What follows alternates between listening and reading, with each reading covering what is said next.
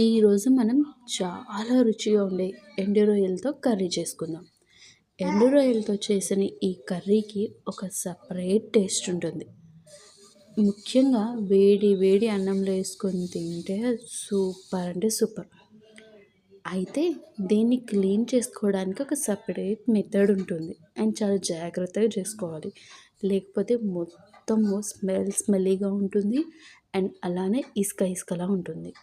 So మీలో ఎవరికైనా కానీ ఎండు రొయ్యలు ఎలా క్లీన్ చేసుకోవాలి అని కావాలి అంటే మన వీడియోస్లో ఉంది, ఒకసారి షార్ట్స్లో చెక్ చేయండి.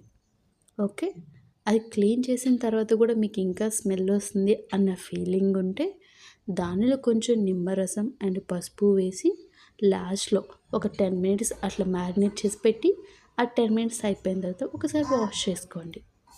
దీనివల్ల దానికి ఉన్న స్మెల్ మ్యాక్సిమం తగ్గిపోతుంది. ఓకే, ఇప్పుడు ఇంకా లేట్ ఎందుకు, మనం మన రెసిపీలోకి వెళ్ళిపోతాము. ఇప్పుడు స్టవ్ ఆన్ చేసి ప్యాన్ పెట్టుకోండి. దానిలో నూనె వేసి నూనె వేడి అయిన తర్వాత జీరా, ఆవాలు అవి వేడి అయిన తర్వాత ఉల్లిపాయలు చిన్నగా తరగాలి. దీనికోసం పెద్దగా అయితే బాగోదు.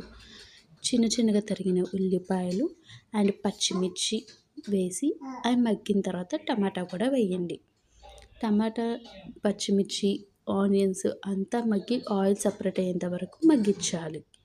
ఓకే, అలా మగ్గిన దానిలోనే అల్లం వెల్లుల్లి పేస్ట్ వేసి అల్లం వెల్లుల్లి పేస్ట్ పచ్చి వాసన పోయేంత వరకు ఫ్రై చేయండి. అలా అల్లం వెల్లుల్లి పేస్ట్ వేసిన తర్వాత అది మొత్తం మంచిగా ఫ్రై అయిన తర్వాత దానిలోనే మనం మసాలాలు యాడ్ చేసుకోవాలి.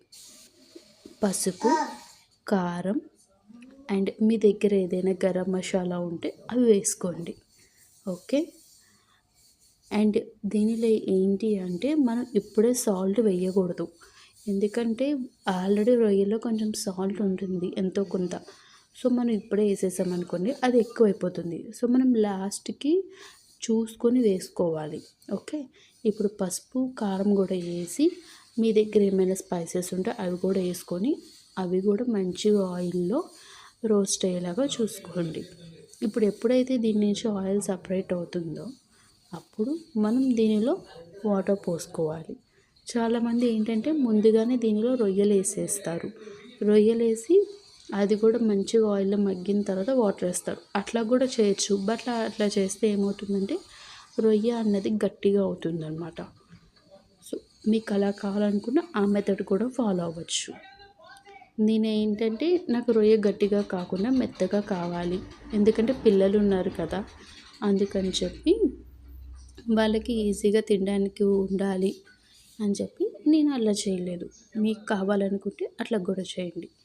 ఇప్పుడు వాటర్ పోసి వాటర్ మంచిగా మగ్గుతున్నప్పుడు దీనిలో మనం ఏవైతే క్లీన్ చేసి పెట్టుకున్నామో ఎండు రొయ్యలు వేసి మూత పెట్టుకోవాలన్నమాట. అది మనకి కుక్ అయిందని తెలిసిపోతుంది. ఓకే, ఈజీగానే చాలా సింపుల్గానే తెలిసిపోతుంది. ఒకసారి లాస్ట్లో ఆఫ్ చేసే ముందు ఉప్పు సరిపోయిందో లేదో చూసుకొని కొత్తిమీరతో గార్నిష్ చేయండి. అంతే. ఇట్లాంటి మరికొన్ని రెసిపీస్ కోసం మన ఛానల్ని ఫాలో అవ్వండి.